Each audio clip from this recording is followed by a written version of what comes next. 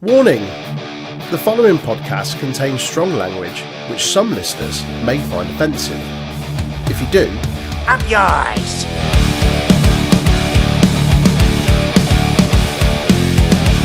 Hello, welcome to the Untitled Wrestling Podcast.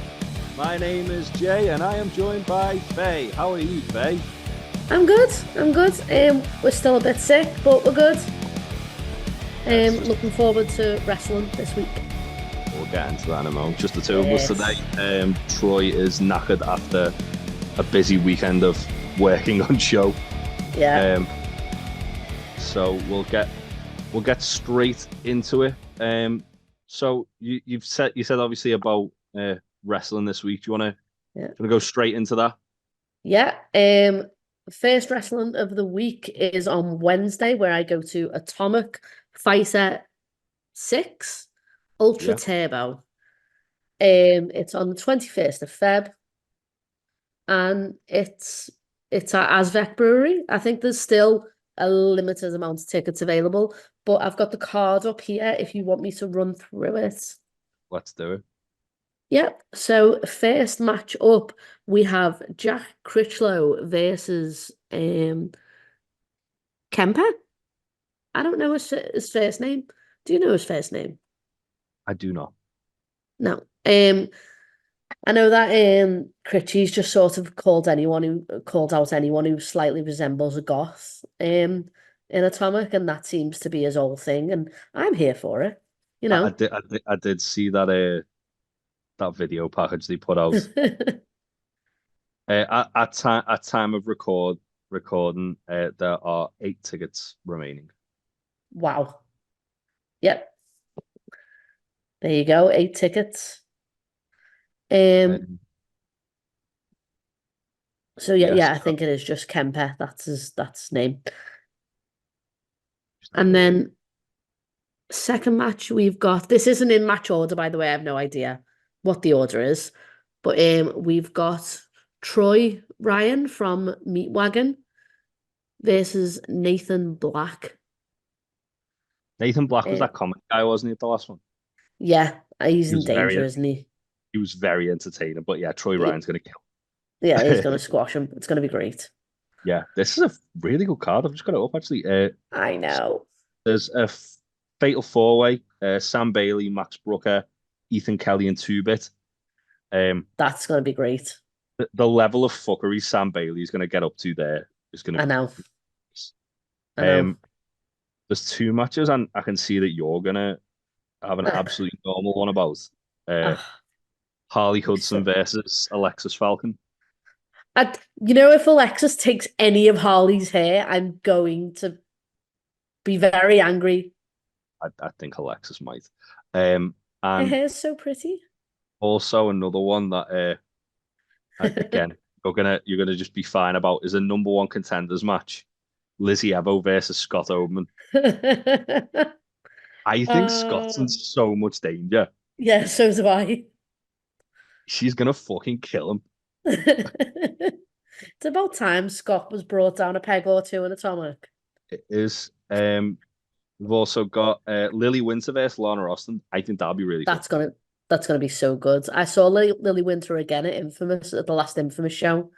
She teamed with Helen Charlotte Campbell. Yeah, that'll be good. Yeah, and it was against Harley Hudson and Lucy Sky. It was a great tag team match. Yeah, big fan of that. And then we've got a tag match. Yeah, Made to Last debut in their tag team titles, aren't they? Yeah. Against Declan McCarthy and someone McGuinness. His special feature is annoying Declan, so I'm sure that's going to go down well. Yeah, I'm sure Declan will be fine with that. Yeah, he's definitely totally going to kill him. I'm sure he's going to be so okay. Declan's just going to murder everyone in this match, regardless of whether they're on his team or not. And the main event is Tony Wright defending his Atomic title against Rob Drake. I think Tony might be in danger here. His promo against Rob was so good though, that he put out. I really enjoyed it. I also have the fear, but I have the belief in Tony Wright. Yeah, I think Tony's got this. Everyone loves Tony Wright. Apparently he hasn't missed a beat either. He Since coming came back. he came back at Wrestle Island, didn't he, the other day? Yeah. Yep. It was last week, wasn't hmm it? Yeah, I'm sure that'll be a pretty fun show. Yes. And what was the next one? It was Live Pro in Infinite. your Scouse. Yeah, Infinite. So basically, these shows in between the big Infinite shows act as like the Raw and SmackDown types to Right. build up the stories for the Okay. show. So this is on the 24th of Feb at Yeah. St. Bennett's Club in Netherton. The tickets are super duper cheap. They're great. They're like £8 for kids, £10 for adults. Well, that is. Cheap beer and stuff like that. It's a fun time. So first match up is Dylan Roberts versus Matt Tucker. Matt Tucker's from Future Shock. Okay. That's for a number one contenders match for the Infinite Belt against Luke Jacobs at Hard Day's Fight on the 25th of May. Nice. We've got Sonna Dyson versus Sam Gradwell. That'll be fun. Yeah, it'll be really good. I feel like I haven't seen Sonna wrestle for ages. Yeah, I saw he was at it. He last time that I heard about him wrestling was at the first Off the Page show. Oh, really? Yeah, Nice. yeah, he wrestled Christy, I think. Ooh. Yeah, he wrestled Christy. It's free on YouTube. Go watch it. Or do a watch along. Yeah. So this next one, coming off his absolute squash of Andre Decker and Scott Oberman's loss at the last Infinite show, it's Lewis Johnson versus Scott Oberman. Okay. It was I'm excited for that one. Lewis is very good. So that will be great. And then these. So you've next got Buster Ellis versus Kieran McConnell. These are just two very meaty lads. So, big hoss fight. I know Kieran very well. Yeah, Buster, to be fair, Buster's a lovely lad. And I've been given 3 exclusives, which haven't been announced yet. Okay. So first one is Frankie Sloan versus Mickey Barnes. Frankie Sloan absolutely killed it at the last Infinite show. His match was so good.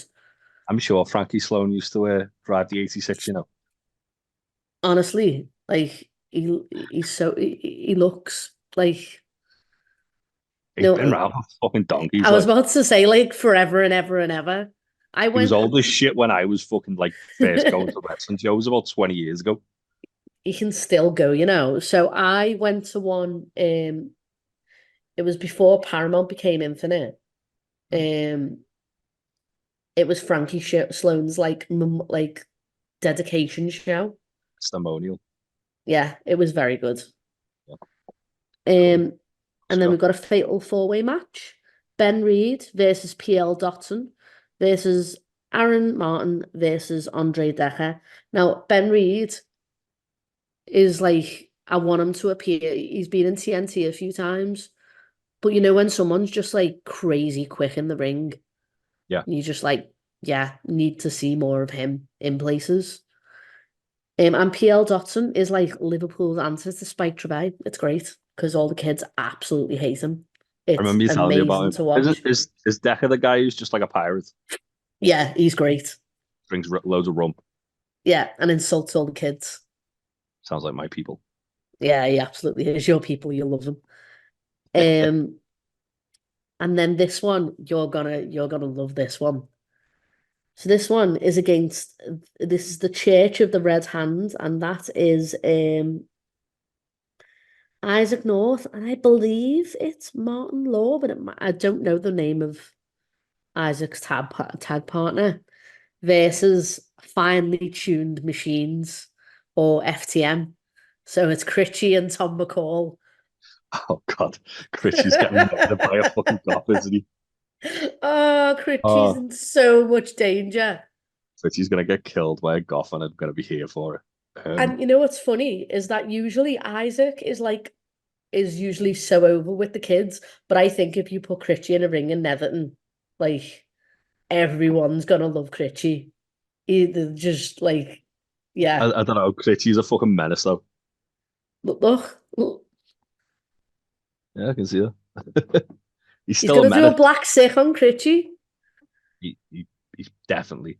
If we get Yeah. goth Critchy, that'd be funny. That'd Crazy be house funny. Critchy. Critchy. Um. Critchy house.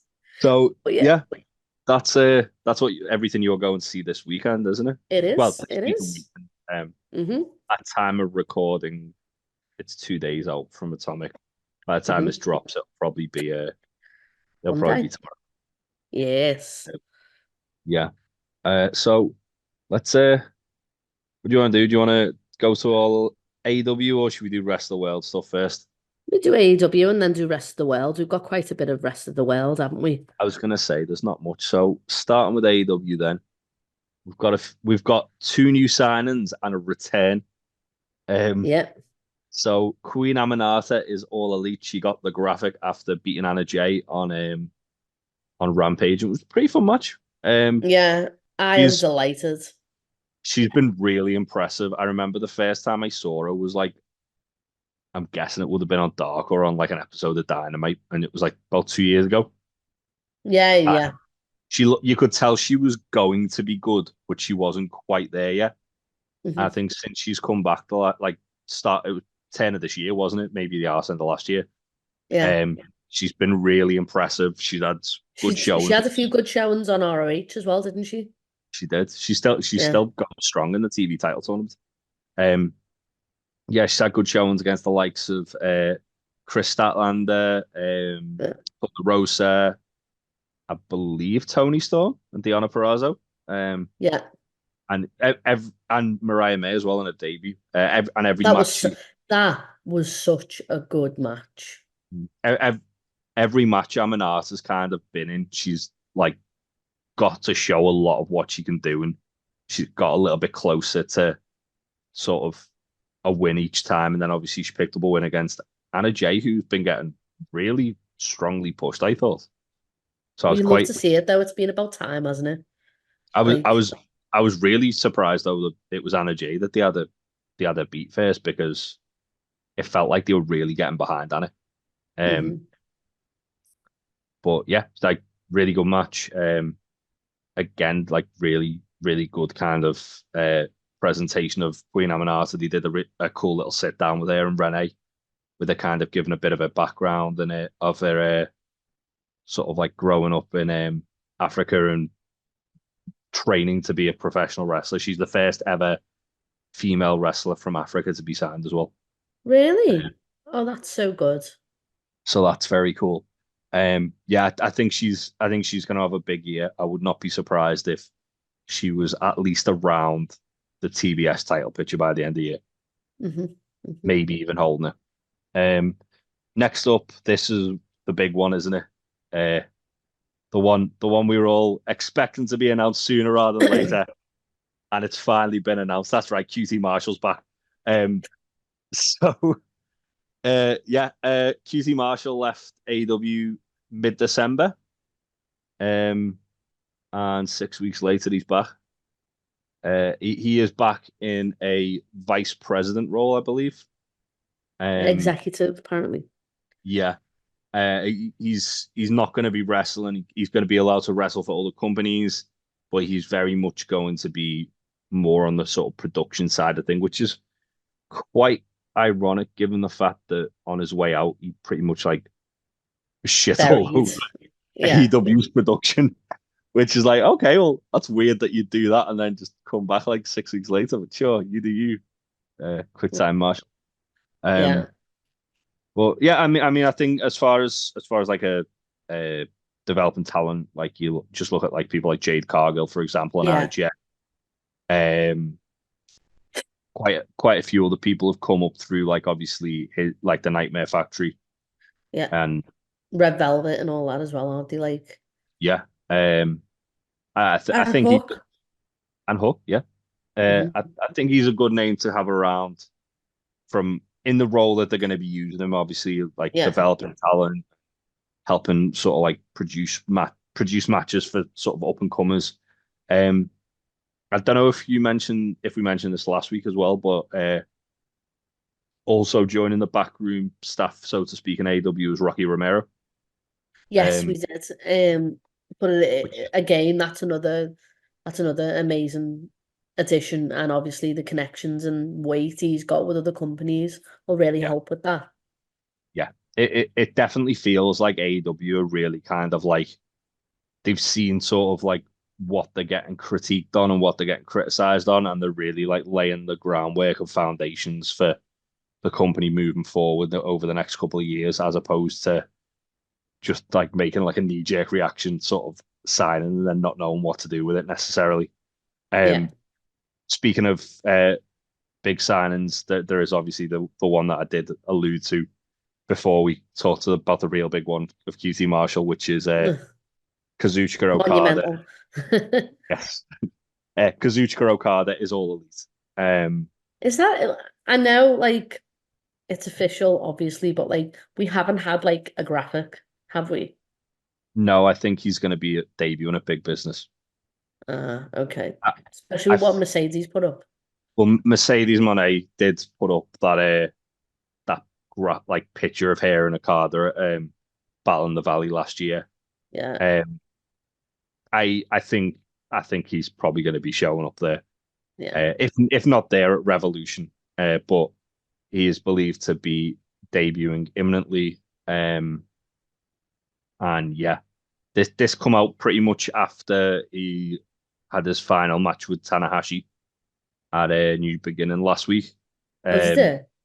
yeah, Fightful Select pretty much broke it like almost immediately after the Okada Oh. is believed to be all elite, barring some kind of like massive like thing happening. It looks like he's signed. Mhm.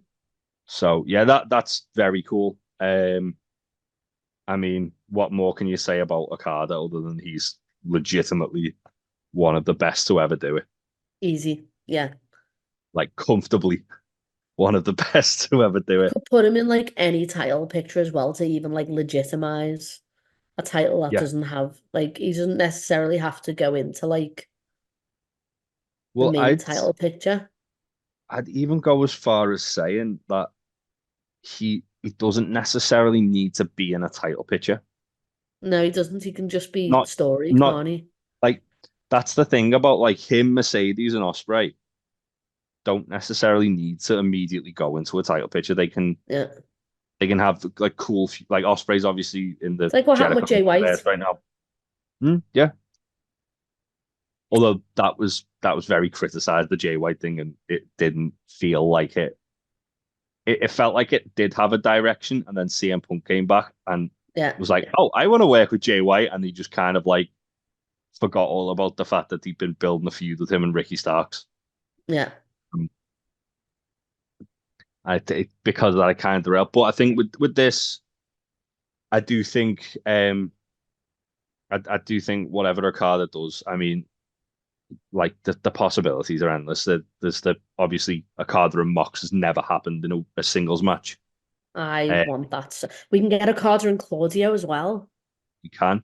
I'd be very surprised if we didn't get Okada versus Danielson again in an Just get a AW ring, Carter with the BCC. It's or fine. even a Okada Omega and a Okada Osprey in an AW ring. Oh Like, my God, a Carter Omega, don't. I I would like I die. mean the one that I really want to see, like my kind of number one Okada dream match is him and Takeshita. Um, Yeah. it I'm desperate for that to happen. Like, Did you see what Takeshita put up, by the way? which bit? So, when they're I talking saw him about saying, like, I saw him put something up today about Team DDT versus the Blackpool Combat Club, which I was like, yeah, yes, yes, yes. give me that. Can we have Mao and Wheeler Yuta just duking it I, out? I just want Mao getting his head caved in by Danielson while Oh. like Yuta's like got like Yoshihiko in, No, in like a while Yusha's heel hook. getting battered by Yoshihiko.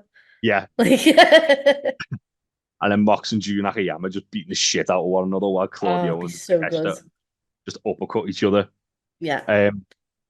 But yeah, I think there's a lot of really compelling matches for Okada to have, both ones that he's already had and ones that he's never got near before. Even him and Jericho running it back, because Jericho now is probably better than he was when they wrestled. hmm Um, Jericho's on sabbatical at the minute, isn't he? Because he's in he's Takeshita touring with murdered them Fozzy. off to a Fozzy, so Yeah. um, yeah. Murdered them so hard he woke up with a guitar in his hand. Well, I think there's a lot of really exciting matches for Okada. What's the one that hmm you want to desperately see? I mean, I didn't even think about the possibility of Okada Omega, and that's just floored me completely, to be honest. But I want to see Okada and Orange Cassidy. Mm.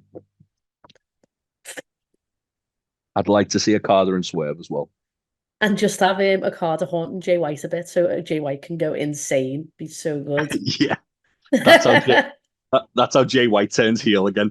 Just a card that keeps Rainmaker in him, and he just like goes mad. I'd like to see a Okada and Joe as well. Like, obviously they were in TNA together, but we never got like Okada was a No. very different man in TNA than he is now. Maybe Samoa Joe could like beat him up and make him wear the costume again for fun Oh for God. funsies. But yeah, Some weird cinematic match. so good. Don't give me hope. Oh But God. yeah, legit though, Samoa Joe and Okada, fuck, that would go Yeah. so hard. Okada and Adam Cole. Yes, although I'd be scared about Okada and Adam Cole, given like last time, Uh, like yeah. Okada drop kicked him so hard he forgot his fucking own name. I mean, he drop kicked Kenny so hard he gave him vertigo. So yeah. Exactly. Um, yeah, I think his first feud should be Takeshita myself. Yeah. And then you Just can have have a all the weird big new like. signings just go into a feud with Takeshita immediately. Osprey's doing it. Yeah. Also have like Okada and Nick Jackson just dressed as the Young Bucks. It'd be fine. Oh, imagine if Okada comes out like dressed like exactly like Matthew and Nicholas now. Just a bloodstained suit, and then We they fine him for stealing their look. we get the true generation EVP. Um, Oh, can't wait for them to change the name to that. That's all I want. oh no. Anyway, let's move on to talking about the AEW absences that we've had. So there have been a few. First of all, Fightful Selective spoke about Yuka Sakazaki. She was removed from she was removed from AEW's website earlier this week and then put back quite quickly. She's been out of action since last year with a neck injury. Ow. Uh, she has returned to the ring, but hasn't wrestled in 2024 yet. So she returned end of last year. She's not wrestled yet, but she has been backstage at AEW shows and even had pictures made by AEW and herself for doing some stuff in a non-wrestling capacity. I really like Yuka Sakazaki. I hope she's okay. Yeah. I want Maybe she can to come just back in the collective. possibly she's in DDT as well, isn't she? Mm. Um, I just want to see her and Tony Storm have a fucking banger, to be honest. Oh my God, that'd be so good. Aaron Mariah May, give it to me. Yeah. And next up we've also got Nick Comarato has been backstage as well. He last wrestled for AEW in October. He has been wrestling on the indies a little bit. He's not been injured. He's just not been used. I like Uh, I like Nick. I think he's good. I think he's all right. He did some pretty good stuff in ROH last year for a bit, and then again just He was kind good of on Collision as well, though, wasn't he? Like when he was on Collision. yeah. Um, yeah, he's got a great look. He's a really good big man wrestler. hmm I can imagine they'll probably figure out something for him. Yeah. Jericho's not had the faction for a couple of months, has he? That's what usually happens with these people. Yeah. Also, Now the QT's back, it'll happen, no doubt. yeah, Uh, Also, I did see some stuff regarding injuries in AEW. Um, Obviously Jeff Hardy broke his nose on Wasn't he like fully knocked out? yeah, so on Rampage he had a no DQ match with Sammy Guevara, which was an absolute banger. And basically like very late into the match, Sammy did a shooting star press and his knee landed on Jeff's nose, which broke Jeff's nose. It did knocked him out as well. But he pretty much got back up quite quickly. Mhm. It looked more like a daze than because he broke his nose, like his nose exploded. Oh my Um, God. and then Sammy very quickly hit his finisher, pinned Jeff, and then Powerhouse Hobbs did a murder on him. But there was like a lot of blood all over the mat. Yeah, and Matt Hardy said Jeff has got a broken nose. He is getting concussion testing done as well. Hopefully, he Mhm. won't be out too long, potentially just a couple of weeks. But obviously, they're playing that by ear. Uh, Additionally, Julia Hart is also currently injured. Yeah. Not a long-term injury. They're keeping. She's obviously still on TV, like doing stuff with Sky Blue. It's thought that she could be back by the end of February, maybe Yeah. probably more likely Revolution, so the first weekend in March. I'd be okay with And that. yeah, I, it's what Julia's one of those people. Like she doesn't need to wrestle every week because she's got like No, that she mystique doesn't. about her. Like she can just show up, do something spooky with the House of Black, and fuck off. And Yeah. And it's like okay. it serves its purpose. Like Mhm. if she's hurt, I'd rather she wasn't like she'd just do She's something like very that as story opposed. driven rather than like Yeah, combat driven, which I like. I yeah, think it makes for a more compelling thing. Watch. that is very true. Also, additionally, Ring of Honor Pure Champion Wheeler Yuta has also been injured. Oh, He is currently advertised for a match with the BCC and CMLL on the 29th of March. Again, both injuries don't appear to be long term. Um, Danielson probably gave it to him while training, let's be honest. that Claudio's probably uppercutted him too hard. But yeah, so they're obviously the two kind of like sort of currently Big injured updates. wrestlers as well. Yeah. Obviously there's some more long term ones like Pac, Jamie Hayter, Phoenix, who are all believed to be due back imminently. Um, I so can't wait for Jamie Hayes to come back. and Roosh as well. Roosh is due back like imminently as well. Yeah. Yeah, he had a Uh, lot to say on Twitter, didn't he? he threatened the dirt sheet writer because they said that he wasn't injured, and it Wasn't it was just Dave Meltzer? no, it was Rob Viper, whoever the fuck that is. He said Rush's isn't injured, it's visa issues, and Rush was like, "No, I am fucking injured. Don't you ever say I'm not injured." Um, he's like, I've had a The visa man's gonna issue. wake up with loads of cable in his bed. Oh, that man's gonna wake up like just with like 18, just gonna wake up with Rush kneeing him in the fucking face. Be glorious. But yeah, that's pretty much all the updates for AEW we've got. Shall we Vikingo? Is that rest of the world or is that that's AEW? rest of the world. He got injured on a AAA show, didn't Fair, yeah. he? Let's talk about Um, Vikingo. mhm. Because he did pick up an injury. His match he was having a match on the Indies. The match got stopped. I believe it's It's his knee, thought apparently. it's thought to be in the injury. Meltzer said he's had issues with his knee for a while. He is expected to get surgery at some point. It looks like this might have moved it a bit closer. Yeah, Vikingo did also post a picture of his leg in a cast, which is worrying. yeah. Apparently, it's like quite a big. He's going to be out for a while, isn't he? Hmm. Yeah. Um, it's believed to be his ACL. It Um, was while he was taking the tilt a while. oh, fuck that noise. Yeah. Yeah, so obviously speedy recovery for Vikingo.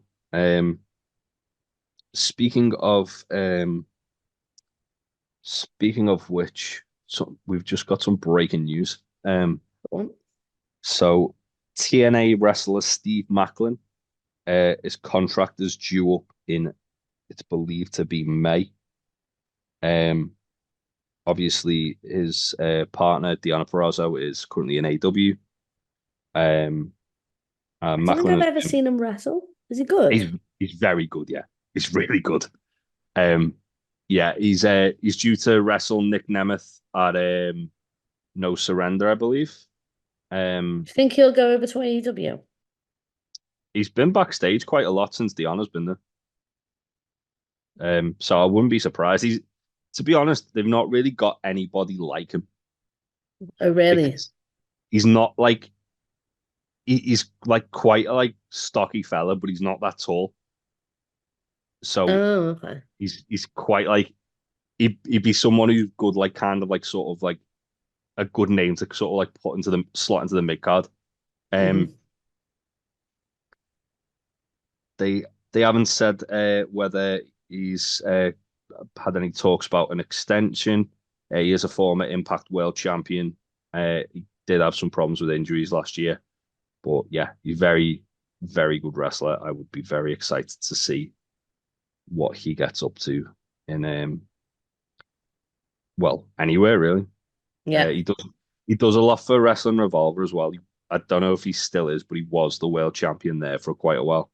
Well, that's Um, good. he's a, as I say, he's a very good wrestler. Should we keep it on to TNA and talk about their show they've got coming up at the weekend, No Surrender? Yep. Because I tell you what, this sounds pretty good. Um, so in the Oh, yeah, it does. so in the opening match in on like the sort of pre-show, they've Hmm. got Kevin Knight and Kushida versus Eddie Edwards and Brian Myers. I I mean, imagine that that. absolutely writes itself, doesn't it? Like, that's so good. Yeah. And then on the main card, we've got PCO versus Big Con, aka Connor from the Ascension back in the day. Um, I imagine there's going to be a load of silly bollocks with this one. Yeah. They love PCO and TNA, don't they? It's great. So over. They've That's got Simon Gotch versus Josh gonna be Alexander. good. That's going to be good because Josh Yeah. Alexander's obscenely good. Yeah. The Decay vs MK Ultra in a rematch for the Knockouts World Tag Titles. Put them Um, back on MK Ultra, please. They're my girls. then the match 3 of the TNA World Tag Team Titles Best of 3 series. The The vets are ABC winning this, versus the aren't they? grizzled young veterans. I think so. Yeah. I think there's going to be a couple of title changes on the show, to be honest with you. Hmm. Um, TNA X Division title, Chris Sabin versus Mustafa Ali. Ali's winning that. Have you seen any of the build up to this? No. It's been fucking fantastic. So essentially, Mustafa Ali's been the heel in this, and he's been like a presidential candidate. So Yeah, he's been, I have seen those like promos where he's like, I'm but, Ali and I approve this message. but he's been running that like sponsored ads during Chris Sabin's matches. So they What? ju- so they he'll be having a match on Impact, and they'll just disrupt the match for a message sponsored by Ali. No. And like Chris Sabin's like they've done like a campaign like Ali for the X Division champion shirt, and Chris Sabin's been basically like working into that by saying obviously TNA management have been paid off to like know who they want to be the new X Division champion. Oh, I So like that. it's really clever. It's completely different from anything that we've really seen before Hmm. anyone do. But it's really well done. I think Ali is X Division champion. Would be awesome if it comes through. Either way, this match is going to be phenomenal. Um, two of the best to do it. Yeah. Next up, the TNA Knockouts World Title match. Jordan Grace against Giselle Shaw. Giselle won I would the. love for Giselle to win this. I think if it wasn't for the fact that Jordan just won it back Yeah. in at the last show, I think Giselle would be a lock to win this. Um, I think because Jordan has only just won it, Yeah. they might keep it on Jordan a little bit But a longer bit and then longer. have Giselle come back to haunt her a little bit later on in the I ring. like it when they do that though, like when they I plant do. seeds. Yeah, Giselle's been very like dominant over Jordan and as well. Like she's attacked her after matches. Obviously she's been since winning the Ultimate X, she's been kind of like on a bit of a hot streak as well. I believe she pinned Jordan in a tag match as well last week, if I'm not mistaken. I could be wrong on that. It could have been Trinity who she pinned, but either way, she pinned somebody. And in the main event, the TNA World Title and No Surrender Rules match, which I'm Can guessing, you explain those rules? Is it like an I quit? I'm assuming it is. I Right. honestly don't know. I'll have a little look in a moment. Moose versus Alex Shelley. But Alex Shelley are accompanied by Kevin Knight and Kushida, and Moose is Yeah, accompanied by Alicia Edwards, Brian by the Myers, and system. Eddie Edwards. Yeah, so Moose has got his little faction, the system. Is that what they're Uh, called? yeah, so it's all of them basically. And Alex Shelley's just got his chaotic wrestle children. Yes, Yeah, but no Chris Sabin, which makes me think that obviously, he's losing the title. yeah, No, um, I can see that. maybe Ali is going to just crime the shit out of Chris Sabin. Sad Alex Shelley noises. Oh, but I'm here for Ali. Just Oh, so am winning. I. He's so good. And then if Alex doesn't win this, and to be fair, it wouldn't surprise me if he didn't, because Moose has only just got this title. mhm, Um, and he got it off Alex Shelley as well, didn't he? he did. Um, you could have Ali and Alex Shelley feuds, which would be very, very good. Feud for Chris Sabin's dignity. Yeah, he's defending his honor. The honor of Chris Sabin after Ali's just like squashed Yeah, him. Yeah, I'd be okay with that. I mean, to be honest, like there's so many good people on that like Impact roster yeah, that you could put either with. Um, I mean, I wouldn't be upset about either of them, to be honest with you. I'm just trying to find yeah. them. It's like an everyone wins type pay-per-view, isn't it? Mhm. Yeah, that's it. Um, I wouldn't be surprised if, as I say, if Ali's sticking around there for a little while. He seems to just want to be wrestling everywhere, doesn't he? Yeah, give me all the matches. Apparently, he had a banger with Bobby X as well at Rev Pro this weekend, which we'll get to in a moment. I'm just Yeah. trying to find out Do you want what me an to cover the details on the TNA creative? yeah. Let's talk about that because obviously, Scott Demore is out, and Tommy Dreamer is there was him. there was talk that Tommy Dreamer was the head of creative, and then he pretty much shot that down immediately. Yeah. Um, and obviously, the creative team has remained largely the same. Um, but Tommy Dreamer has said that his role has not changed whatsoever. They're now Um, being supported by Gail Kim and George Barbosa. yeah. Also, Hardy Evans and Hunter Johnston, aka Delirious from Ring of Honor, who have been there for a little while now. Mhm. Also, still part of the creative team.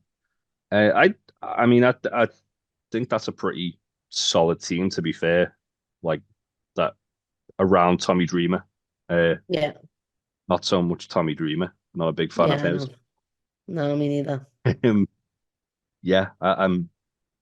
As I say, I'm certainly think they could do a lot worse than some of the people who are there. Yeah, especially as they've like the other people around him have like secured streaming deals and stuff like that, like international ones with DAZN, and so that's good. Absolutely, absolutely. We'll see what what comes of that. I cannot. What's this? No, they haven't said what the no surrender rules is. Um, I am going to assume it is probably just like no holds barred, maybe an I quit. Or a last man standing because they can't surrender.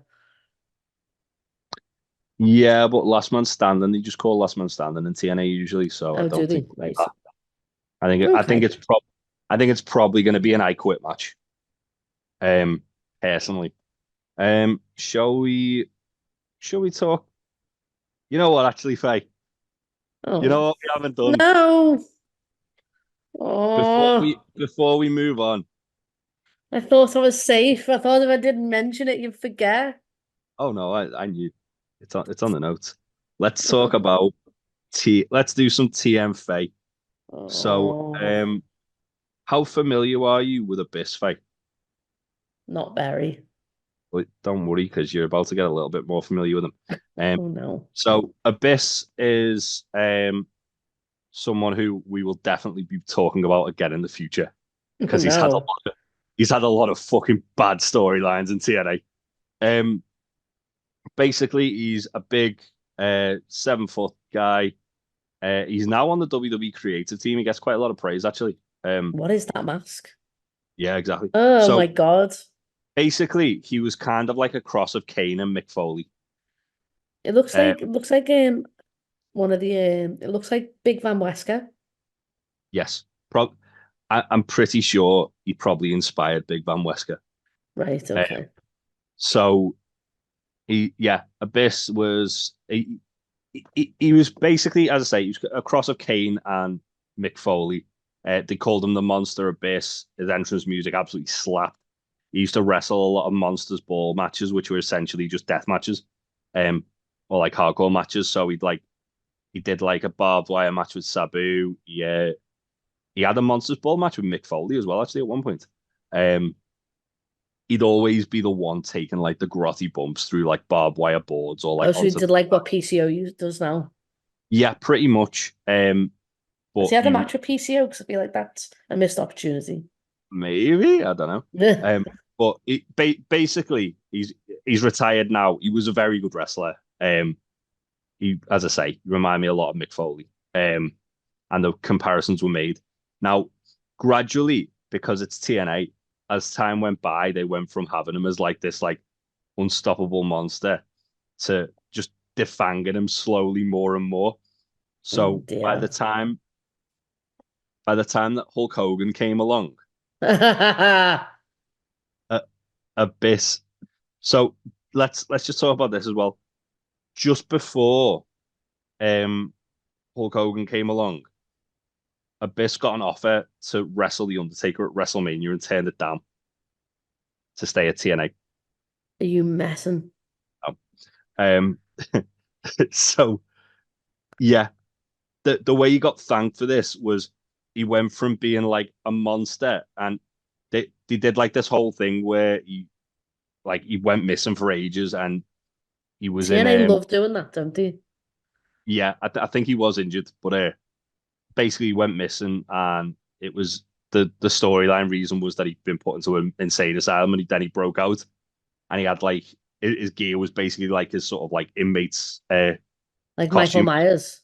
Yeah, pretty much. It's pretty cool. But he came back as a face, as that as well. But as time went on, he went from being a monster face to being like a bumbling baby face, and he was dead like nervous and paranoid about everything. Oh Uh, God. so Hulk Hogan decided he'd take a shine to him.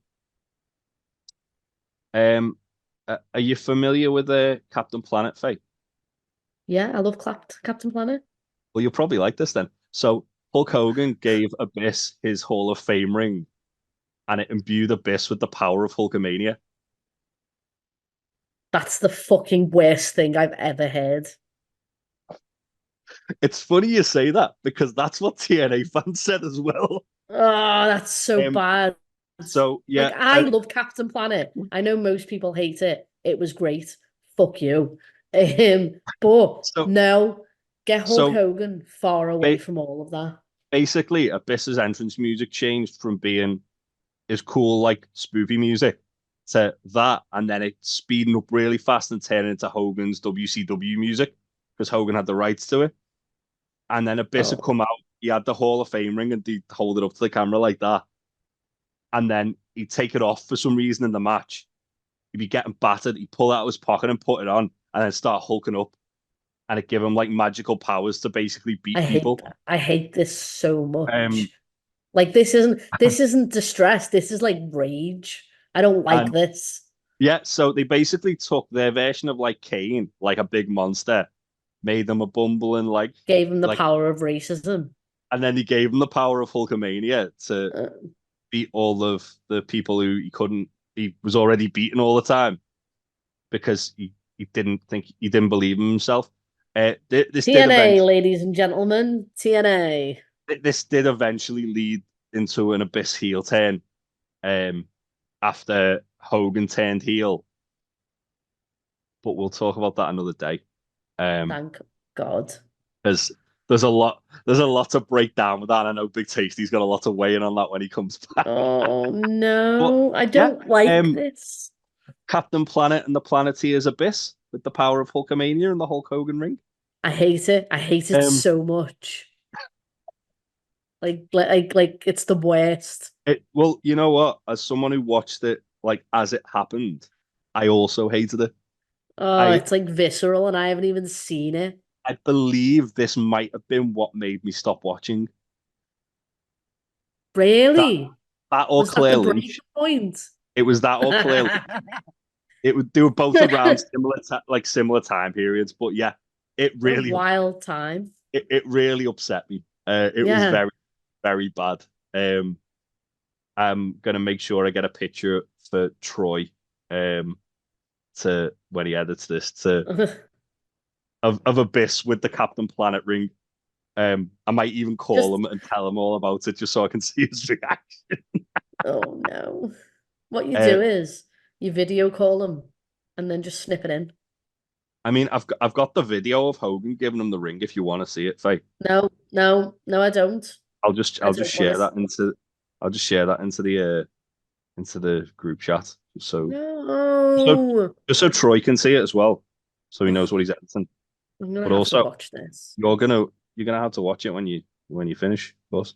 Um, so yeah, Abyss and the power of Hulkamania, ladies and gentlemen. Oh, that's the Um, worst. That's upsetting. Like not even sad. It's just awful. I'm so mad. uh, I'm so angry. Like you're more angry about this than you were about Akato and Generation Me. that upset me on a deep Like, level. This is just like the worst. you mean Oh, you I don't want to don't want see it. I a don't want it. monster use the power of Hulkamania? No, I don't want to see anyone use I the mean, power of Hulkamania. people saw a monster called Hulk Hogan use the power of Hulkamania for 30 years, Faye. Um, Yeah, I know. I'm trying so hard to forget it.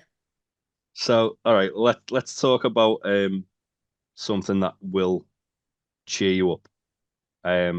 Let's talk about Rev Pro because they had a big show this Yeah. weekend, didn't they? Let's talk about Rev Pro. So they they really didn't fuck around. I've not seen the show yet. I can't wait to I see am it. I'm gonna probably like get a Rev Pro subscription just to watch this show when I get Will paid it next end week. up on New Japan? No, they have their own Oh, streaming service, sad times. which it will be. It was broadcast live. It will also be added Okay. on demand probably today or tomorrow. But I'm Okay. definitely Yeah. I've Sean Ross Sapp and Meltzer have both said that the main event was 10 out of 10. So I feel like as a wrestling fan, I probably should check this out. Yeah. Also, from what I've seen of Rev Pro, I've only been to one show and I've watched a few of the pay-per-views before. Always very good. Yeah. Always ridiculously good. Um, so they had a few little surprises up their sleeve. They're a bit cheeky, weren't they? They were so the opening match was a scramble match. It was advertised as Cameron Kai, Flash Morgan Webster, Richard Holiday, Shah Samuels, and Spike Trevay, and a mystery opponent, which turned out to be Shigehiro Iri. He wasn't the only mystery opponent, though, was he, Faye? No, he wasn't. So this become a AEW International Championship scramble match Orange Cassidy surprise motherfuckered everybody and just showed up. Yeah. Tony Khan and Darby Allin did have a box at the show as well. And Tony Which is Khan was pretty like cool. fully going nuts. He was fucking good. Like I've seen. Here's the thing. I've seen a load of people on Twitter like saying like, "Oh, it's cringe." It's like he's a fucking fan. Like Yeah. this is cool as shit. Like you shouldn't be upset that a wrestling promoter is a fucking fan and having a Someone really good pointed time at out, the show. and they were like, if Tony Khan didn't own AEW, he'd still be there. You know what I Yeah. mean? Like he'd still be at that show because he wants to watch wrestling. And here's the funny thing. Like before Tony Khan owned AEW, he'd go to WrestleMania every year. Yeah. I imagine if he didn't own AEW, he'd still be doing that. Yeah.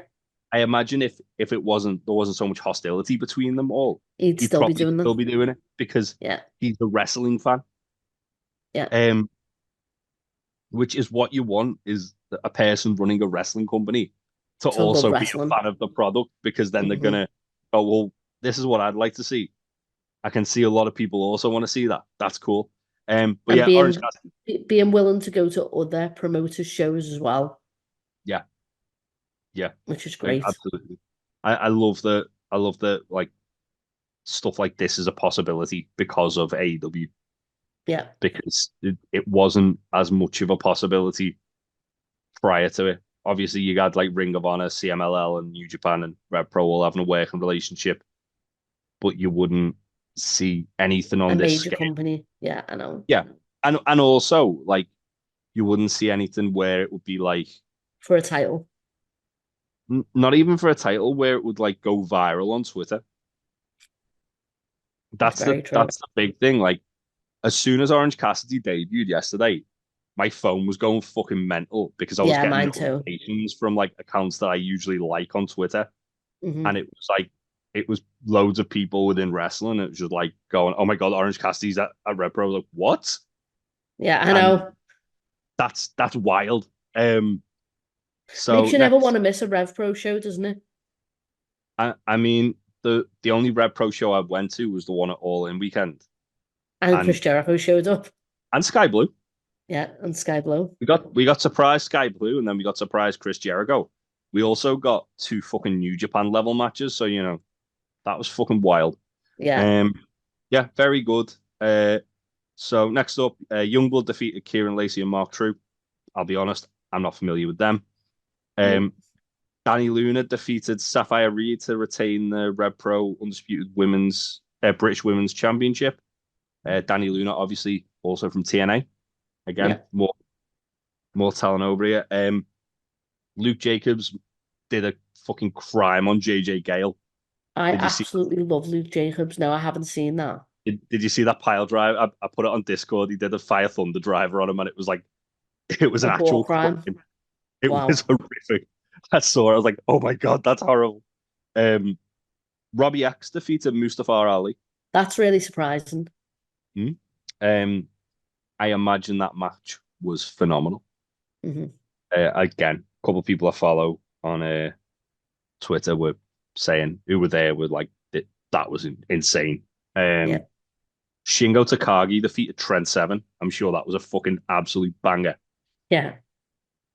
Trent Um, Seven's been having some great matches as well, like lately. yeah, when I went to Red Pro last year, he had a phenomenal match with Michael Oku. Yeah. He did a pile driver on a mirror off the apron through a table. She was wearing a full fucking ball gown. It was insane. Well, it's like Um, thingy as well. When Sarah and Tasty went to OTT as well, he had a really good show in there. And he's apparently his match with Mox that he had was amazing on Paddy's Day. he's got a very good entrance as well. Yeah. And he's meant to be Um, really lovely. yeah. Um, Anthony Ogogo defeated Ricky Knight Jr. You Um, know that's going to be a secret banger though, like because they're both very good. yeah, Anthony Ogogo's been showing up in Rev Pro quite a lot recently. I'm hoping that means that he's like getting himself ready. Ready for He he re-signed with AEW not that long ago, didn't he? yeah. A couple of weeks ago. I wouldn't be surprised if he's trying to get all in ready. Yeah. which I'm here for. Him and Kip, just have them go. Yeah. Zack Sabre Jr. defeated Connor Mills. Are you familiar with Connor Mills, Faye? Yes, I Very think good. I've seen him. I think we've seen him at there's a Progress we've seen him at. I think he has been at Progress, yeah. I Yeah, don't know if yeah. he's been there when we've been there. He was in the Thunder Bastard match with Lycos. Yeah. Yeah, Yeah, I was going to say you've probably seen him on Tommy's stream, actually. yeah. Um, yeah, he's very Yeah, he was good. really good. Apparently him and Sabre Jr. had the banger, to the surprise of no one. Yeah, And I know. in the main event, which a lot of people are saying could be match of the year, I which can't is wait to watch insane. this. I Me, cannot wait to watch this. from what I've seen on Twitter, this match looks fucking incredible. Michael Oku defeated Will Ospreay in Will Ospreay's farewell to the Indies. Ospreay had a Assassin's Creed themed entrance where Ubisoft licensed the music from Assassin's Creed Valhalla for his entrance. Oh, Uh, really? yeah, and he had everyone kind of he had loads of people lining up in different eras of Osprey gear, which was cool as shit. Oh, that's Um, awesome. he also had special Assassin's Creed gear made for this match. I'm not being Uh, funny, right? But Will Ospreay in an Assassin's Creed game when? yeah, Yeah, that's what I need. well, they're doing a whole Japanese one. um, well that's the next one, yeah. But I was gonna say they're doing a whole reboot after the next game. Oh, Um, I really love that. I have been like, this is all I've been playing for the past 2 weeks is Assassin's Assassin's Creed. Creed. Yeah, Which one? Odyssey and Valhalla. Odyssey is fucking incredible. Valhalla's good. It's just too Valhalla. big. I enjoy it. I I But enjoyed that 100% of it. It's just too fucking big. oh yeah, it's an It's ADHD's dream. It's great. it, I literally spent about I've still not finished all the DLC on it either. I've Yeah, spent about 6 months just like going, "There's too much shit to do. I'm too yeah. overwhelmed. I want to No, play anything else, but I need to finish it." Um, yeah, if anyone wants to play Assassin's Creed Valhalla, it's on Game Pass. Oh, Um, nice. it is a very good game. I wouldn't be surprised though if when they do the reboot, where basically they're just making it less like an RPG and more like the old games. Hmm. Um, I wouldn't be surprised if he had a little cameo.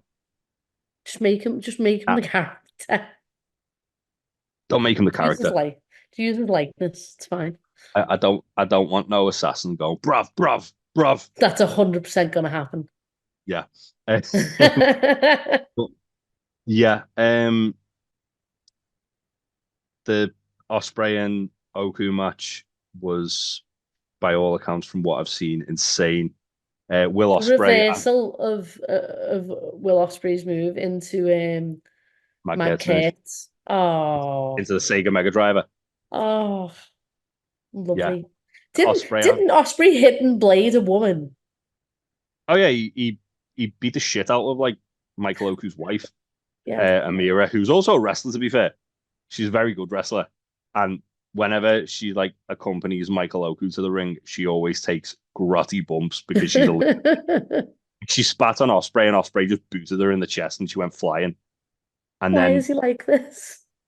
he dragged. She was trying to drag Oku out the ring, and he dragged Oku through, and then he went to Hidden Blade Oku, and she like pushed Oku out the way and just ate it in her face. Everyone Um, was like, she's insane for taking that. oh, she took a pile driver off the apron to a table from Trent Seven when I saw her the last Red Pro show I went to. Like She just she loves just taking bumps. her whole thing is she's a very good wrestler as well. Like I will point that out. But her whole thing when Michael Oku has her matches, she'll get too involved to the point where the heel's gonna go, "I'm gonna fucking kill you now," and just do a horrible move on. It's like, what are you doing? It's like Vicky Haskins, but like worse. Yeah. Um. Yeah. Like there was multiple hidden blades. There was a really really good spot where Osprey missed a hidden blade, and then Oku hit a poison rana and was like celebrating, and Osprey landed on his feet and just fucking murdered him with a hidden blade. And after the match as well, Osprey, there was a really cool moment where Osprey put like on an AEW hoodie, and he was talking about All In, and he was promoting the show. And Tony Khan was up, jumping up and down. And everyone was saying thank you, like chanting thank you, Tony, because despite what Americans might think, for any Americans listening, we as an island, Britain, are very fucking excited for All In. Yeah. Regardless of how many fucking set tickets it sells, we're excited because a company are fucking going to a big stadium and giving us a fucking pay-per-view. Yeah. Stop trying to get it into your fucking agendas, you weird tribalist cunts. Yeah, so Well that was said. cool. Yeah, I hope this means there's more AEW interaction with Red Pro though. Yeah. It does seem like it's going that way, doesn't it? I'd like that because we could get Pac there as well. Yeah, he has been there before, hasn't he? Well, he got Times. confronted by Kip there, didn't he? Remember when Kip was He boss also, Kip? yeah, he also wrestled Connor Mills there. He wrestled, I think he wrestled Callum Newman there, maybe. Could be wrong about Paul that. Callum Newman. He also wrestled one of his first matches back on the Indies. He wrestled Osprey to a time limit draw. Okay. After he left WWE. So yeah, there's plenty of potential things that could happen there. One thing that was sort of teased as well, via Twitter or Instagram, one or the other, was Shingo Takagi and Darby Allin took a few pictures together with Tony Khan as if they were teasing a match could happen. That'd be good though. Just book that for Forbidden Door, please. Yeah. I want Shingo to like pump and bomber the soul out of Darby. Pump and bomber Darby so hard that he wishes he was on Everest. Anyway, let's move. Shall we talk about New Japan Title Friday? Yes, please. That's quite exciting, isn't it? So first of all, couple of things happened with New Japan this week, which was obviously they did their show with CMLL Fantastica Mania. And we briefly covered on this, but me and Troy don't know who anyone is, so it didn't. Well, that's not true because we know who some people are. Everybody's favorite thick wizard, Hechicero, called out Zack Sabre Jr. and also Tanahashi. And Tanahashi's accepted his challenge. I imagine Sheppy Zack will because, you know, he likes fighting, but and he's got to prove that he's better than Danielson. Yeah. Although he fucking did that. So yeah, Hechicero has challenged Tanahashi as his next challenger for the TV title should Tanahashi retain. So let's just quickly run down the card for New Beginning in Sapporo, which they're calling Title Fight Friday because there's 5 championships on the line. So first of all, the main event of that show will be the IWGP Global Heavyweight Championship. David Finlay defending against Nick Nemeth. It'd be good if David lost this. David's gonna fucking murder Nick. I know. Next up, Tanahashi defending the New Japan World TV title against Matt Riddle. Murder him, Tana. President Ace has got this. President Ace is going to kill him, and then he's going to get tied in knots by Hechicero and lose the belt. Maybe he'll get better knees, though, as a result. He might. Feel like he's doing like a physiotherapy. Chiropractor. Next up, the Never Openweight Championship. Evil defends against your boy, Shota Umino. My best boy. I'm sure Jack Perry will not have anything any bearing on that match whatsoever. I know. Be fine. Be fine. Your other best boy, Despy, is defending the IWGP Junior Heavyweight Championship against Sho. Please don't send it to House of Torture. Yeah, we don't need that. The IWGP Women's Championship, Mayu Iwatani is defending it against Mina Shiramaya, is that? Yeah, Shirakawa. Is Mayu Iwatani the one that does the giant swing? I believe she is, yes. Yes. She's very good. Yeah. We've also got LIJ versus Just Five Guys. I'm sure that'll be very fun. Oh, that's gonna make you so sad. Me? Yeah. Why? Because you like Just Five Guys, don't you? I mean, I know you like LIJ. I mean, I am in Gobernoble for life. Yeah. You and Keith both. I'd say I prefer LIJ to Just Five Guys. I'm just not much of a Naito guy. Hmm. I prefer all of the others. Um, and also Okada's final match in Yeah, I I don't don't want to think actually know. about this. I don't think it is this. I think there's another one on the 24th. I could be wrong Oh, here. really? Anyway, it's Chaos versus the United Empire. Um, so it's Okada, Ishii, Goto, Yoshihashi, and Yo versus Jeff Cobb, Great Khan, Hanare, the Great Khan, and Francesco Akira. Hmm. Um, we've also got Togi Makabe, um, Taguchi, and Oleg Bolton versus Ren Narita, Yujiro Takahashi, and Yoshinobu Kanemaru, and Sheppy Zach versus Yuji That's Nagata. gonna that's gonna be so good. Yeah. Oh, and also Yano and Tomoya versus Tomoki Honma and some other young Showman. line. Showman Yeah, Kato. yeah. The color of that writing's fucking terrible to read. Yeah, it's not great. Um, yeah. We, as I say, we do also have There's night two as well, which there's night is two. It's got the hair versus hair match, isn't it?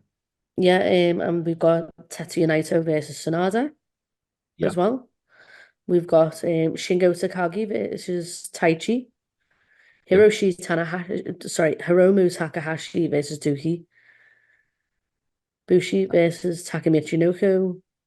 Nick Nemeth, Ryusuke Taguchi versus David Finlay and Gedo. I'm sure that's Uh, going to be fine. as if Nick Nemeth's tagging up with Taguchi. That's going to be silly bollocks. It's going to be insane. That's madness. Gorillas of Destiny versus Gorillas of Destiny. Oh yeah. And then what's a Carter's last match is on this card, isn't it? Yeah, so it's Hiroshi Tanahashi, Okada, Hiroki Goto, Yoshihashi, and Tomohiro Ishii versus Matt Riddle, Jeff Cobb, sorry, Hanari, Reto Khan, and Callum Newman. Oh, what if Matt Riddle becomes the new leader of the United Empire? Oh God, I couldn't think of anything worse. I feel like it might happen. Ew. A Troy spoke of something truly forbidden, which wouldn't So, surprise me if it did happen last week. He said, "What if Matt Riddle just comes back and takes back Bloodsport because it used to be his?" And it's like, no, no, don't thank don't you. do that. Yeah, if Josh that Barnett, happens, kill him. if that Jo- happens, it's Troy's fault. Josh Barnett looks like walking Armageddon, so I think that's okay. Yeah. Um, And then you've got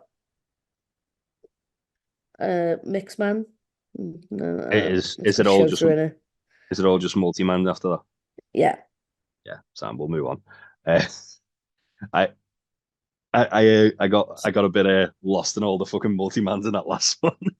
Yeah, there's a lot of them. I knew there was a Zack Sabre Jr. singles match in there, so I was trying to get to that. Another Mhm. cool bit of news that come out of Fantastica Mania. Volador Jr.'s son, who is 10 years old, um, is staying in the New Japan dojo now. He's signed to. He's basically a young lion. Well, they do it they usually do it from like 12, don't they? Yeah. Like 10, 12, they usually do the dojo from. Yeah. So Volador Jr.'s son um, is going to be training in the New Japan dojo. An absolute murder boy then. Oh God. I mean, Volador Watch out, Jr. is like Mox. It's gonna be like his Volad anime villain arc. Volador Jr. is like a flippy murder boy. So I'm sure this is going to be fine for Mox, like somewhere down the road when like Getting in 8 years, haunted. in 8 years' time when Volador Jr.'s son's 18 and he just shows up and crimes Utah and everyone's confused. What's going on? Um, but yeah, that's pretty cool. I saw that before. I forgot to mention it. So let's move on before we get before we get to the Bloodsport announcements that we mentioned, Oh, because there's a yeah. little bit cool stuff to cover about that. First of all, I want to just talk about Steve Mongo McMichael, who has been hospitalized with pneumonia. He is currently fighting ALS. He's not in a good way. Thoughts and prayers with him and his family. They, Pneumonia is not fun. yeah. Speaking from personal So experience. his family have said that they hope that he's going to be released on Tuesday. Again, hopefully that does happen. He's been battling ALS for quite some time now. Yeah, absolute. That's a hard thing to deal with on top of pneumonia as well. Yeah, former member of the Four Horsemen, absolute meme legend Mongo. That there was there was a really good Twitter account because he was like a notoriously bad wrestler. Hmm. Where he just like forget spots or he'd like just really fuck up to the point where it's like, what the hell are you doing, Mongo? But he's Yeah, I think I've heard about that. yeah. There's a famous like clip from a WCW pay-per-view where he's wrestling Jeff Jarrett and he forgets to kick out, so Jeff Jarrett grabs his wrist and pulls his arm up. But yeah, he was a very good wrestler. He seemed like a really nice fella from whenever I've seen anyone talking about him, whenever he's talking. He also used to be a commentator in WCW and had a little chihuahua for one point in time for reasons. Maybe we need to Okay. maybe when we run out of TNFAYEs, we need to go back to WCW. No, stop Because it. I feel like that might be fun. I'm going to be seeking financial compensation at some point, and then you'll be sorry. No, you know. You're right. I'm not. So let's talk about Bloodsport. So Yes. there was two very big announcements to come out of Bloodsport this week. There was a ton of matches for Bloodsport 10, and also there was a new potential promotion, but probably just a show. Um, so we'll talk about the show first. So, mid last week, uh, on Valentine's Day, um, Josh The Barnett best and day for violence, obviously. yeah, um, Josh Barnett and Minoru Suzuki announced that they are bringing Bloodsport to Japan under the name Bloodshot Bushido. This is going to take place on June the 22nd at Ryogoku Hall in That's the Tokyo. best place. Yes. Um, so for anyone who is unfamiliar with Bloodsport, it is shoot The style best. rules, no ring ropes, matches only end in knockout submission. Uh, Minoru Suzuki, obviously one of the founding fathers of Pancrase, which was basically Bloodsport before Bloodsport. Mhm. Um, this is going to be cool as fuck with a. It's so good. It's my favorite pay-per-view, and it's on at 9 p.m. this year, by the way, on the Collective. It is. It is. I'm really looking forward to this Japanese one. Yeah. They, And that'll they be on at haven't. like 10 in the morning. We can have cereal. It'll be great. Well, they haven't announced when it's going to be whether it's going to be airing on Fight and when it is going to be airing. Um, rumored for the main event of this Bushido show is Barnett versus Suzuki 2. In 2019, they went to a 25-minute time limit draw. Holy shit. So I'm gonna have to go might be back and watch that. it's very good. So might be the main event we get. Either way, I'm very excited about that. Bloodsport's one of my favorite shows of the year, always because it's just so different from anything else. And then Yeah, it's so good. we've got the Bloodsport card that we'll just talk you through because, as I say, Josh Well, we Barnett was discussed like a couple of them last week, but not all of them. so. Josh Barnett went a bit wild this week, didn't he? Yeah. So what the first thing that got announced was the one night 4-woman tournament is coming back, which will be great. Participants in this are Lady Frost, who's never done Bloodsport, Masha Slamovich, Marina Shafir, and the winner of the first Bloodsport 4-woman tournament, Lindsay Snow, who, if you haven't seen, is just a big murder hoss. I'm gonna enjoy this so much for Lindsay Snow is reasons. fucking great. It's got Next up, Masha in it. That's true. Next up, this was announced. There's the first official match announced, and it is Fuminori Abe versus Takuya Nomura. For anyone who hasn't seen their match last year, I still haven't, but I've heard it was widely regarded as one of the best matches of the year last year. I know Dan from Sweet Chinwag is like sings its praises whenever he gets the opportunity. The fact that they're running it back in Bloodsport is going to be fucking insane. I can't wait for They're that. tag partners, aren't they? They are. So they had a match. I can't even remember the promotion. It was in Japan somewhere in a smaller promotion. Probably gonna get slaughtered by some of the Puriso guys now. But it wasn't like Noah or New Japan or anyone like that I knew. It started off as a bit more like a comedy match, I believe, and then it just went to full blown murder. I think I've heard about this match. Yeah. Yeah. And a lot of people. I know Joseph Montesio, who is very, very well respected by myself. Yeah, he's so good. He said it was his match of the year. So that's good enough for me. Yeah. I am going to attempt to watch it. Dan sent me a link. I just need to get around to it. But yeah, that should be very, very good. Also announced is Timothy Thatcher versus a friend of the podcast, Axel Tischer. That's going to be so good. That's going to be amazing. Timothy Thatcher and Josh Barnett stole the show from me last year. Yeah, so good. Was it Mox and Timothy Thatcher last year? No, it was Timothy Thatcher and Barnett was the main event. It was Mox and Alex Coughlin. That was it, yeah. Ibushi and Speedball as well. But what a blood sport. But for me, Thatcher.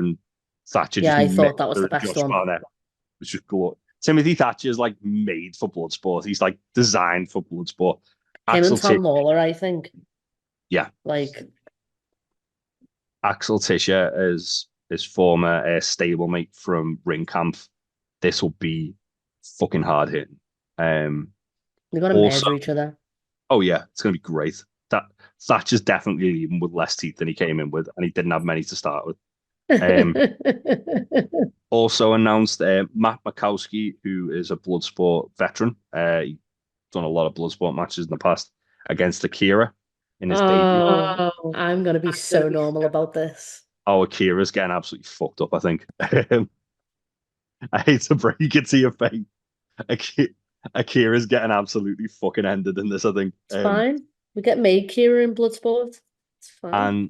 And this was announced literally yesterday, I believe, or Saturday. Nick Nemeth versus Mike Bailey, which sweet fancy Moses, that's going to be good. When you realize you needed a match, but like you never realized you needed it. Again, Nick Nemeth's fucking made for Bloodsport. Like he literally is like a collegiate amateur wrestler. He's very highly decorated. He's going to be very good in Bloodsport. I can't wait for that. You know what I'm still waiting for? Is it Claudio and Barnett? Oh, in Bloodsport? Yeah. Well, Barnett hasn't had a match announced yet. Neither is Mox. No. Normally Josh Barnett has a match like quite swiftly announced. Like it's usually one of the first ones, which makes me think that maybe we're getting Claudio and Barnett. I think so I'd be very surprised if Claudio wasn't in Bloodsport. You know who I'd be more surprised if they weren't in Bloodsport this year? Danielson. Because that seems like the kind of bucket list level shit that he wants to do. Oh, it'd be so good. Imagine if they did Sheppy Zach versus Danielson in Bloodsport. See, I would have liked it to have been Danielson and Speedball, but Danielson and Nick Nemeth is good. I think a couple of people I think we're probably going to see announced for Bloodsport. Again, I would be fucking shocked if Danielson wasn't announced for this. Do you think we'll get Mox? We always tend to get Mox. Yeah, Mox likes Bloodsport, doesn't he? Yeah. I reckon Shelton Benjamin's probably going to show up at Bloodsport because. Oh yeah. It's Ali. absolutely his job. I don't think Ali. I don't think that's his kind of thing. Mm. Um, I think Shelton definitely. Like, I want Danny Garcia in Bloodsport. That's what I want. I'm surprised he hasn't done one yet. I know. I know. Um, Or Yuta. Suzuki. Either hmm, of them. Suzuki's definitely getting announced, I think. Um, I think Mox, Claudio, or Danielson probably will. I think we might get Danielson Suzuki now that I've just said that out loud. Uh, Wish it into the universe, please. um, yeah, so there's quite a lot of potential to come out of this. I get so excited for Bloodsport. It's my favorite thing. Yeah, me too. Um, Speedball's just teased something on Twitter. That's weird. What she said? He just tweeted out an egg timer. Oh, when's his impact contract up? I have no idea. Hmm. Um, but yeah, let's talk about so yeah, Bloodsport should be exciting. Let's do a quick preview of AEW and then we'll start wrapping shit up because we've got a few other little bits to do, haven't we, before we finish. Um, Yes. so this week's AEW, we've got a loaded card for Dynamite this week. Um, Mox and Claudio versus FTR. That'll In be a good. loser goes to prison match, Cash Wheeler. His match with Dax was really good. Yeah, that was a really, really fun match. Um, Osprey's teased that he's going to show up this week on Twitter. Um, we've also got Samoa Joe, Swerve, Brian Cage versus Hook, Hangman, and RVD, I which love this. I do. I don't get why Twitter's got so upset about it either, because it's I like think it's so good, we had Swerve versus RVD a couple of weeks ago. which was Hook and amazing. Hook and Brian Cage are feuding. Hook also had a match with Samoa Joe, and they had that little thing going on. And Hangman just fucking hates everyone because he's a cop. Um, Stop that. actual policeman, No, Hangman he's Page. not. Um, so yeah, that'll be fun. Um, also announced for Collision. Um, oh, actually, sorry, I missed something on Dynamite. Also announced for Dynamite, Deonna Purrazzo is going to be in action. Um, Nice. also announced for Collision. Um, because how else is Brian Danielson going? Oh, Tony Storm is also going to be action. I fucking missed that as well. Jesus Christ, Jay. Also announced for Collision. How else is Brian Danielson going to upset Eddie Kingston, Murdering one of his heroes. murdering one of his heroes? We've got Brian Danielson versus Eddie Kingston's favorite wrestler of all time, Jun Akiyama. He's gonna spit on him so much, isn't He's he? gonna spit on him so much, isn't he? Or he's gonna say like you had a better match with me than you did with Eddie, or something like Oh, that. he's gonna refuse to shake his hand. If he spits on Akiyama, Eddie's gonna go postal. Oh, It's gonna be fucking have Eddie, great. have Eddie and Danielson at Bloodsport. Nah, Eddie, it gets too real for Eddie anyway. Yeah, I know. Eddie would just shoot murder him. I mean, I think that's probably what's going to happen Revolution. at Revolution. To be fair, Yeah. um, but yeah, also couple of little bits that got made official for Revolution. Speaking of which, we've got Young Bucks versus Sting and Darby. Um, Yeah, Generation E are going to take those belts, aren't they? stop that. But yes, they Um, are. Yes, they I, are. And I'm I'm gonna have a good time. I've been literally commenting on loads of Matt Jackson's Instagram posts saying Generation EVP when Why? it's Why? it's fucking happening, Faye. I'm Uh, gonna make that happen. Just like Tom Campbell is gonna make Jarrett's faction being called total nonstop arseholes. It needs to happen. Um, no, it doesn't. Stop it it. does. I don't It want does. TNFAYE in real life. I don't want it. Okay. Generation EVP is going to be a thing. Ugh. Uh, Me VP. oh, Generation EVP. That'd be good thing. Um, Either I way, need to stop. I want one of them. Also, Osprey and Takeshita got announced for Revolution and Sweet Fancy Moses. That might be match of the year right there, mightn't it? Is Osprey coming to rescue Aussie Open? Is that what he's doing? I think Osprey's gonna like get his jaw knocked off in his first match. Yeah, he did tweet out as well. Just before a picture of him with his like AW hoodie on in the Rev Pro ring, just saying, where is it? Lost the tweet. I had it in front of me a minute ago. I'm on my way. So I guess that means that he's probably showing up on Dynamite tomorrow. It's okay. I'm good with that. Or not tomorrow, the other day. Either way, I always love a Dynamite after Atomic because I just come home like absolutely hyped up on sugar. as long as as long as you don't have Keep those cookies away from Meat yeah, Wagon. don't get those cookies near Meat Wagon. Don't even leave the bag near them. As soon as you see the bag, they know what's in there. Okay, what's going on? Go on. What? Josh Alexander's also tweeted out like egg timer. Yeah, so I don't know if like there's a couple of people leaving TNA. Oh, that's spicy. Yeah, because Osprey retweeted that one just saying, get this man a lion mark. Which, I mean, Josh Alexander in fucking New Japan, yes, please. But yeah, very interesting. We'll keep an eye on that. It might be a case of that, like me and Troy did that update a couple of weeks ago with the Scott D'Amore thing. We'll keep an eye on that and update as and when it happens. But yeah, so basically Brian Danielson's going to do a spit on Jun Akiyama. Eddie Kingston's going to be really upset.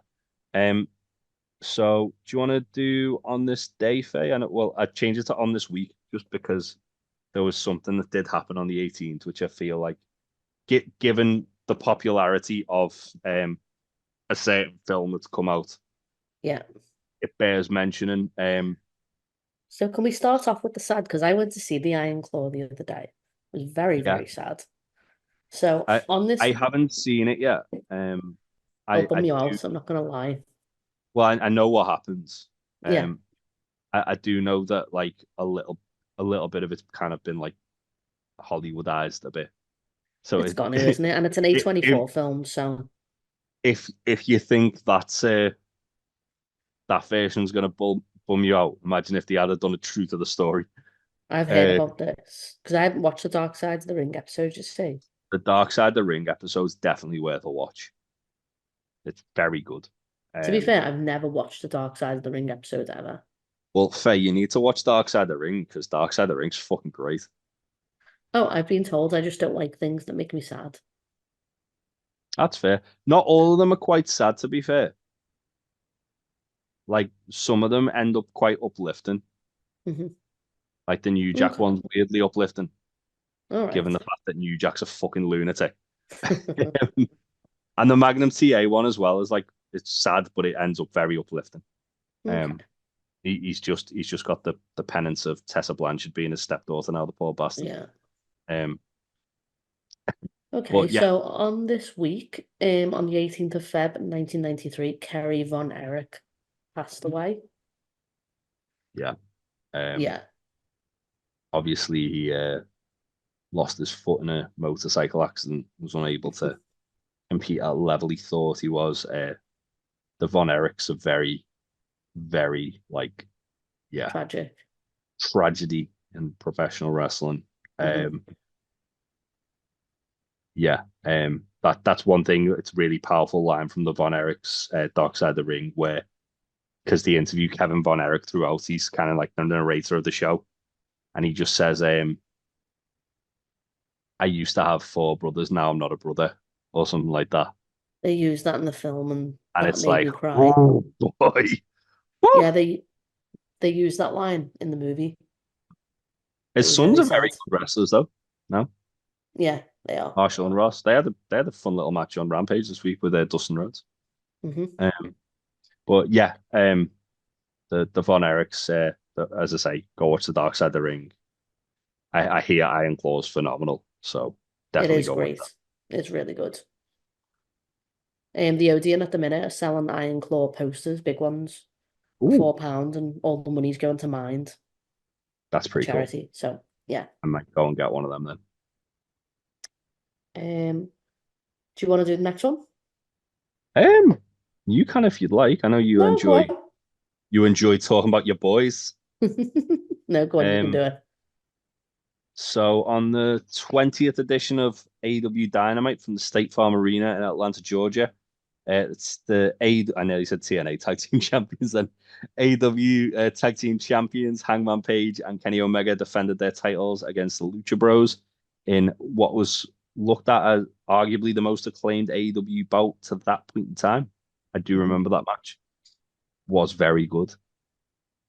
Um, yeah, Hangman and Kenny don't get the flowers as a tag team, do they?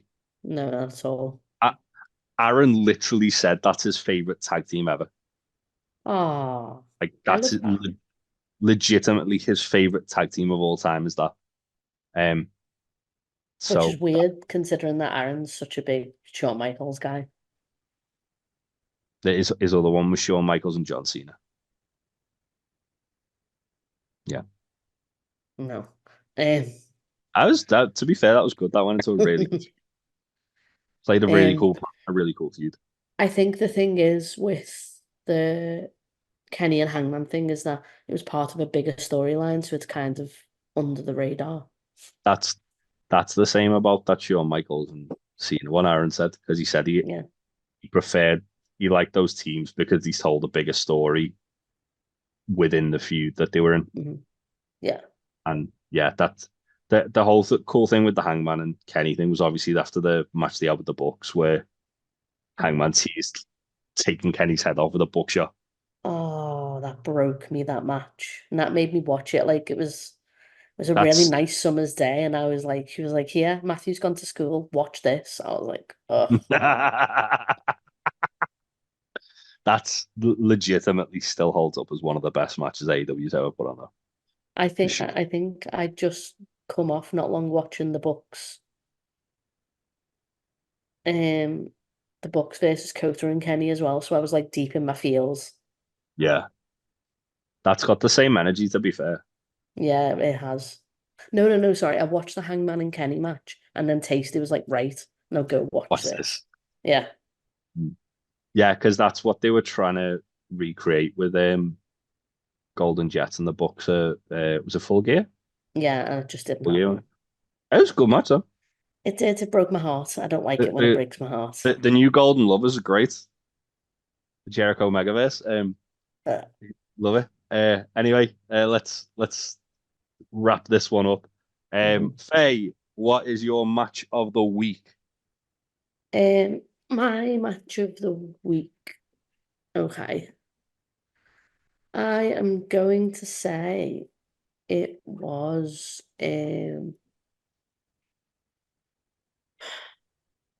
trying to think I feel like I've seen so much. And Do you want probably me to? even yeah, go on, you go. Okay. My best match I've seen this week was well, I mentioned it before, the Dogs of War steel cage match from New Japan, United Empire Oh, we going versus. that far back? Well, you Oh, can do, okay yeah. then. It's Yeah, yeah. just Well, whatever match you want to talk about this week, like oh, you've seen last week. Um, oh, go on, so carry on because we can talk that's the about match that. that's the match that I've saw this week that I thought that was fucking amazing. Because I watched it again. And that was the United Empire versus the Bullet Club War Dogs. The most chaotic match New Japan has ever and probably will ever put on. Chris Charlton was not okay. He was having a horrible time. He said Yeah. he hated every minute of it Oh, because I loved it. It was it's so not good. New Japan. But yeah, it was I feel awesome. like Mox is crying somewhere that he's not in that match. I mean, Mox got to have that crazy fucking match with Jun Kasai and Homicide, and I know, but Drill Maloney came down wearing forks. I think Mox would have seen that match and gone, I need to wrestle Driller. That's what I think he took away from that, Yeah, which I'm okay with because I'd like to see Mox against all of the War Dogs because yeah, that would be very fun. it would. It would. So for me, then it was Sheppy Zach versus Brian Danielson. So that was equally Superb. phenomenal. So good. Yeah. Yeah, just for clarity's sake, we are behind on a lot of wrestling. So Yeah, there's stuff yeah, that happened this weekend, for example, that we're probably not going to talk about till next week when Troy's back. Like yeah. so, because hmm because Troy was actually at the show, and me and Faye, while we know what's Couldn't happened make it. on it, we couldn't make it. We haven't seen anything from it yet. Um, Shout out and to the Quinlan boys. yeah, we do know our boys, the Quinlans, picked up the win over those bastards CPF. Oh my Can't, God. I can't believe you, Joe Lando. You were Close supposed to be the personal chosen one, fiends. Joe Lando. Yeah, it Um, is Joe Lando's fault. I'm blaming him. he's a menace. I can't believe he kicked them both in the balls. Um, Pod's a boy. They're both boys. but yeah, Quintessential beat CPF though. That's cool. That's Well done, very cool. Quintessential. We love you very much. A lot of people as well that we've spoke to about it who have seen the match have said it was very good. hmm Um, so that's nice. Um, always happy to see our boys Quintessential do well. Yes. Um, so Wrestler of the let's week. wrestler of the week then. Anyone you want to give their flowers to this week? Yes, I want to give flowers to Driller Driller for because wrestling with a bicep and injury all the fork murder he did. and all the fork murder. That was a treat for me. Francesco Akira was a fucking mess from that fork murder. Yeah, it was. Yeah, I love that match. I've watched it like 3 times since it happened. Callum Um, Newman getting murdered was very satisfying to me. Driller dragging Callum Newman out by a fucking chain round his neck while he had So a good. And it was so bandolier of fun. forks. And it was so funny, right? Because we were watching it on Tommy's stream, and I go, aha, take that, Callum Newman, that's for betraying CPF. And then I was quickly told off by Tommy and Stacey for supporting CPF. And now I wish that I hadn't supported CPF. Because what they did Yeah, I'll never forgive them. was monsters. Um, I'm gonna give a little shout out. Not that I've seen his match yet, but just because I think he always deserves to get his plaudits when possible. Michael Oku, Yeah. because he is fucking excellent. I think at this point I'd be shocked if we don't see him in an AEW ring at some point. Did you hear that there was a chant saying Tony We sounded signed the on wrong one? one. Yeah. So the thing with Michael Oku as well is that he's on the radar of the right people within AEW. So like Jericho, Jericho loves him, Excalibur loves him, Will Ospreay. Will Ospreay loves him. Um, I imagine Tony Khan's a fucking huge fan of him now after seeing that match. Yeah. Um, but also like Meltzer and Sean Ross Sapp talk like really fucking highly of Michael Oku as well. Yeah. Um, and I think he's one of those wrestlers who he's an incredible storyteller, but he like obviously because he's the master of the half crab, he's really laser focused on like the fundamentals, Fundamentals. Yeah. stuff that a lot of wrestlers kind of can You only really forget get it in about. Japan usually, don't you? Yeah. I'd Um, like to see him and Orange have a match. I would like to see him and Orange have a match. I've seen he had a match with Leon Slater in North recently as well. Yeah. He had a good Um, one with Leon Slater in OTT as well. OTT as well, yeah, which Big Tasty went to. hmm And then they put it up on YouTube and Tasty like, go watch that now. It was phenomenal. But yeah, I just think Michael Oku needs more exposure because hmm the guy's probably I saw a lot of people this weekend saying he's like the crown jewel of like British wrestling at the moment because He's like the best unsigned talent in British wrestling. Like And Osprey passed the torch, wasn't I find it very hard to disagree. it? I do think he is the best unsigned wrestler in British wrestling right now. Yeah. Maybe give a little shout out alongside that sort of accolade to your boy man like the Reese, Yeah. because I do love me some the Reese. But And while we've been on the talking to each other, there is 6 tickets left to Atomic, so 2 have sold. 6. Wow. So get I them have you a while ticket if you are coming. If not, I I am have a spare ticket. probably. You always have a spare ticket. I do always have a spare ticket. I probably will be unable to go to that. No, But that's totally fair. if something changes, I will take you up on that offer for sure. Mhm. I'm just seeing if there's any more. Oh, holy fuck! What? Big match announcement. Big match announcement. For the collective. On the Defy show, Kenta is going to be defending his world championship against Gringo Loco. Oh yeah, I heard about this. Yeah, I that's going thought to be that's really just good. been announced. Woo! No, no. Oh no, it got announced at 5 o'clock, but I didn't. I've only just seen it on Twitter now.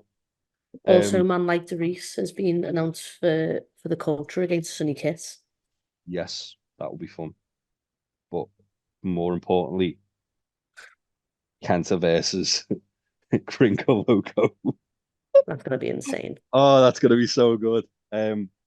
Right, Your and best mate, Gringo Loco. my best boy, Gringo Loco. But yeah, anyway, before more madness happens and before we have to talk about more and more stuff, we're going to wrap it up there. Thank you very much for a big old bumper episode of the Untitled Wrestling Podcast. We've had a lot to talk about. We have.